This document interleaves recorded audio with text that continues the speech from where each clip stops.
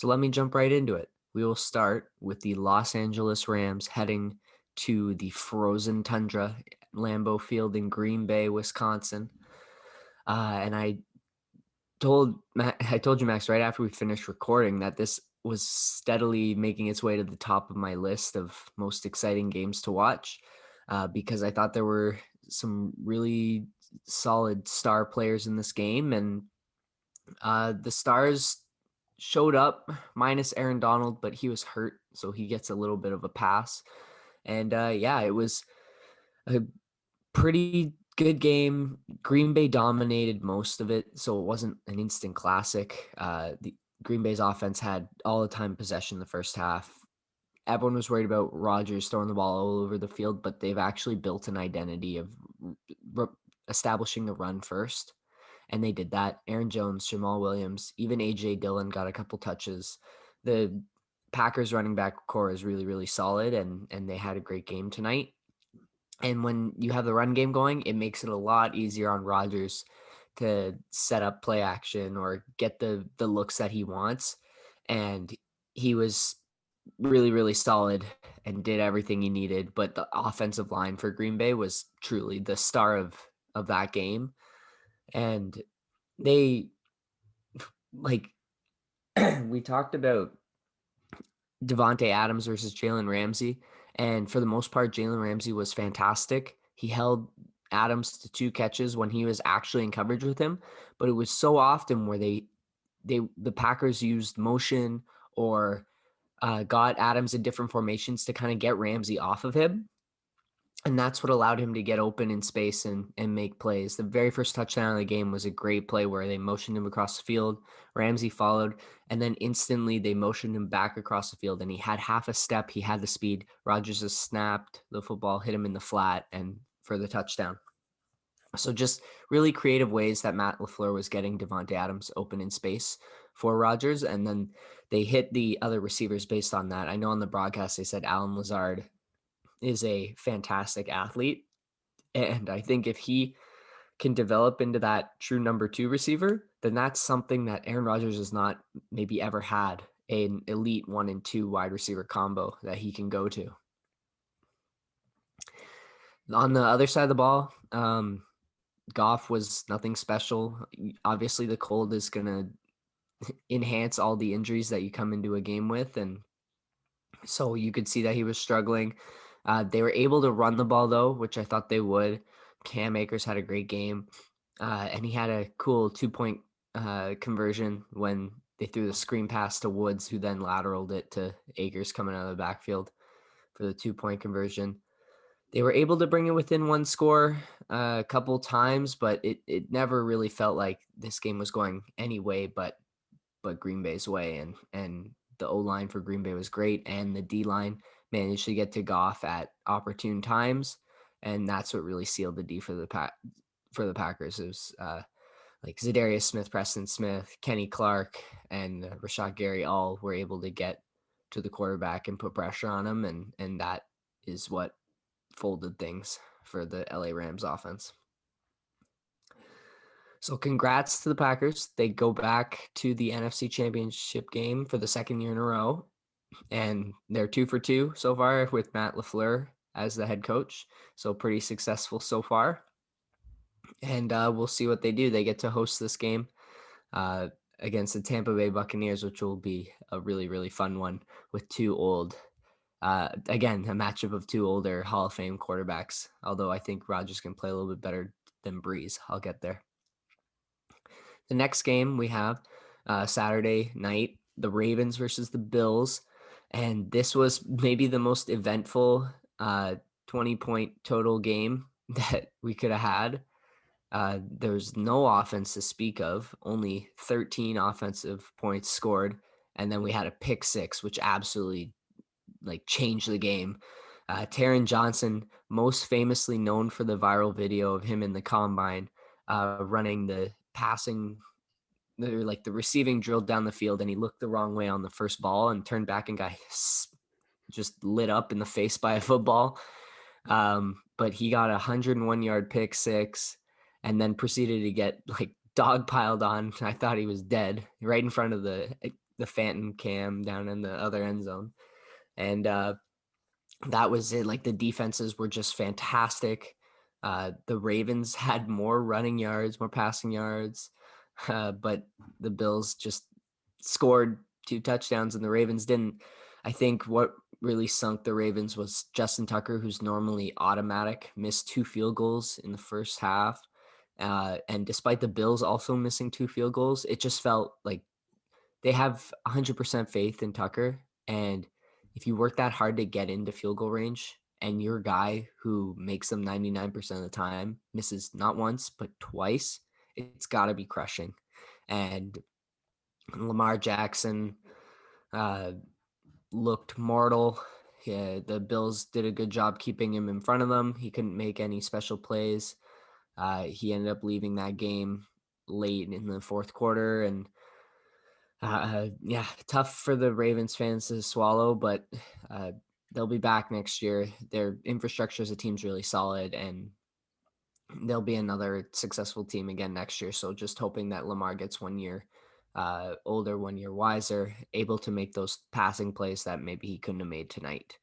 And for the Bills, they are headed to the AFC Championship game. Their fans are going crazy. After the game, the Bills Mafia actually donated $150,000, like all of their fans together, to Lamar Jackson's favorite charity, which was really cool to see. Just kind of out of support that they love watching him and they just wanted to make sure he was feeling better. So really, really classy move by them. And yeah, there wasn't much to say about the game itself because of the lack of scoring, but it should be really, really, really, really fun to watch 2 elite young quarterbacks in Allen and Mahomes go at it next weekend. Hopefully, if Mahomes is playing. And that leads us right into the Sunday afternoon game between the Cleveland Browns and the Kansas City Chiefs. It was a fine first half. The Chiefs can move the ball on anyone, so it wasn't surprising that Kelsey was getting open, Hill was getting open. They had one play to Mecole Hardman because he's a super speedster. But the play that kind of defined this game was late in the first half. Baker completes a pass to Rashad Higgins, who dives for the end zone and gets crushed at the 1 yard line and fumbles the ball out through the back of the end zone, which means it's a touchback for the Chiefs. So an incredible swing because the Browns were almost guaranteed at least a field goal, but it turns into a turnover and they lose possession. The Chiefs go down and get a field goal. So it's a huge point swing. Upon review, it wasn't a touchdown. He definitely fumbled it, but the call that everyone was worried about is that they missed a helmet-on-helmet hit, which caused that fumble. And that play, according to the official, like the guy on TV who talks about the rules, that should be reviewable and that should have been a penalty and the Browns should have retained possession. And the way that they were driving, they probably would have scored a touchdown on that drive. So it's just a huge swing for the Browns.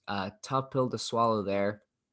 I think it would have been a lot more controversial if they hadn't had so many opportunities in the fourth quarter to actually come back and win this game. So I feel a little bit less bad for them after that because they were not running the ball at all in the first half. And then they finally got it going in the second half. Kareem Hunt and Nick Chubb were everything they were billed to be in the second half, bouncing off tackles, breaking through arm tackles, second, third, fourth contacts, and keeping their legs moving.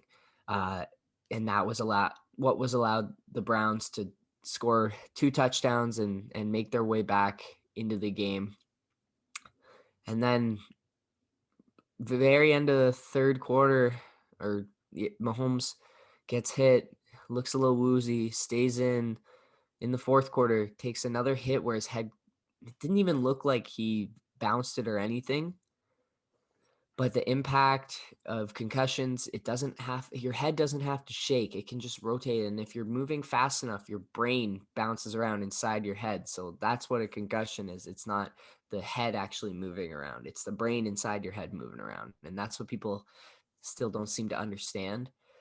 And so Mahomes definitely got concussed on that play. He had trouble standing up and he done for the game. So in comes Chad Henne, the 14-year journeyman quarterback who had never played in a playoff game.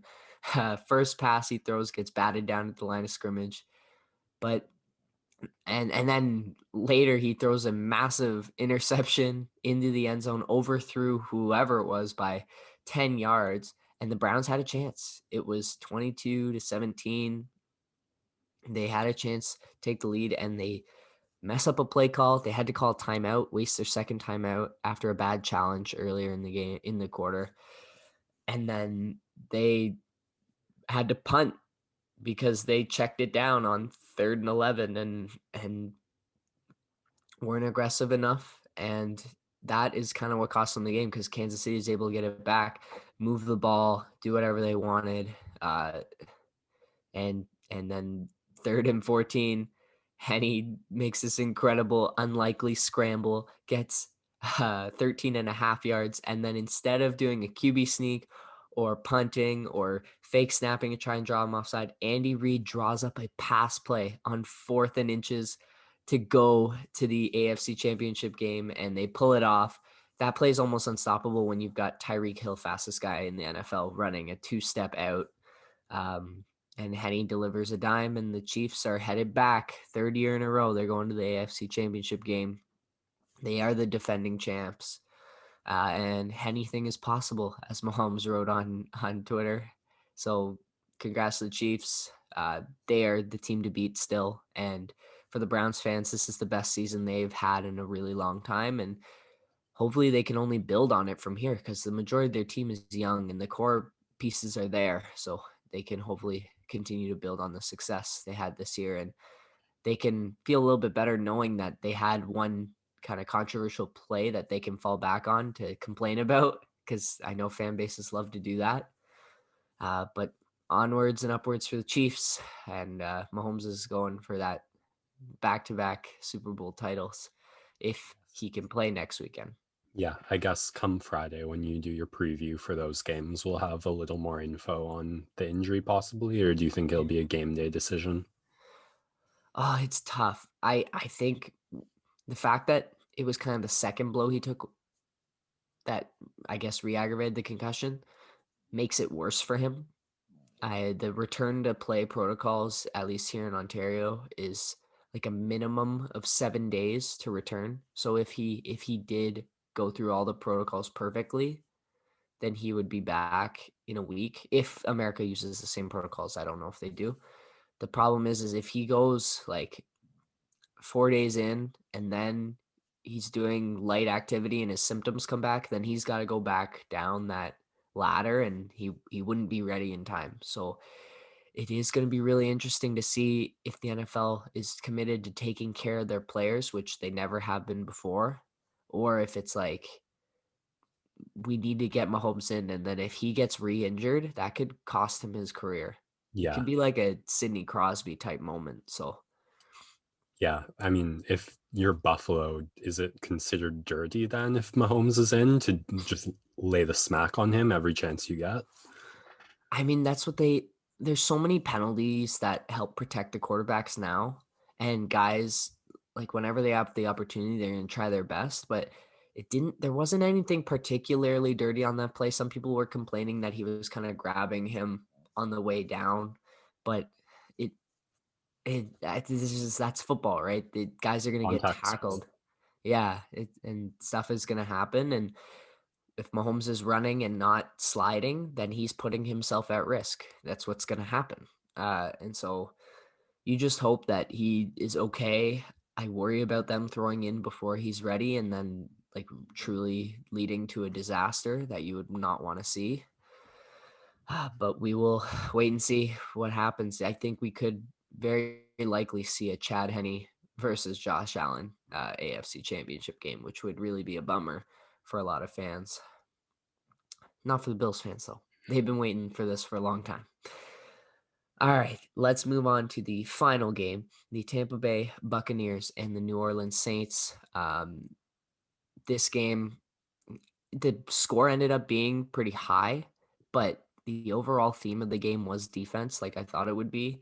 Uh, the Saints had two unreal kickoff returns to start the game, or punt returns to start the game by Devontae Harris, and he had a touchdown on the second one that got called back due to an illegal block in the back, which was by the rules an illegal block in the back, but was really, really soft. And that kind of killed them a bit, but they still got 2 field goals out of it. The Bucs defense was spectacular in this game. They were everywhere, particularly Devin White was everywhere. Everywhere the football was, you could find him. He had an interception. He had a fumble recovery. He was making big hits across the field, meeting guys like Kamara at the line of scrimmage or getting his hands on passes to Jared Cook, things like that. So Devin White, definitely the star guy in this game. And the story was Breeze did not throw a pass over 20 yards. I think he's probably done and going to retire. They brought Jameis Winston in for one trick play and he bombed it. And it was a 56-yard touchdown. So we maybe could have seen some more Jameis in this game. It would have been exciting. And yeah, it was mostly defense. The Buccaneers scored 21 points off of turnovers and got 4 turnovers to 0 for the Saints defense. So the Bucs defense was really the deciding factor in this game. And you thought that maybe Sean Payton had a couple offensive plays up his sleeve to pull out, and he wasn't able to get to them. Breeze threw a really, really basically 2 picks in a row the last 2 possessions that were backbreaking. And yeah, the Saints, tough. Another home playoff loss for the 3rd year in a row. And this time to a division rival who you had already beaten twice this season. So really, really tough for them. Breeze is most likely done. We saw some good shots of him and Tom Brady hanging out with their kids after the game, which was a pretty heartwarming moment.